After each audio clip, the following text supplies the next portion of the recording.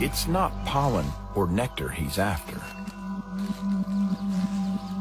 These are some of the only carnivorous caterpillars on the planet.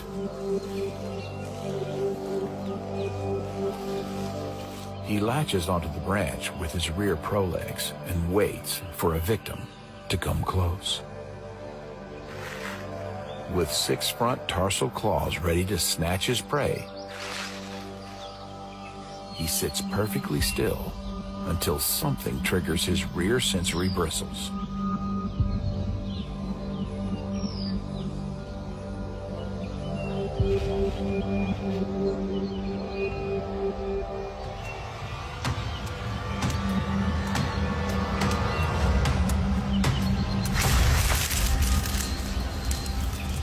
Faster than the blink of an eye, he eats his prey alive.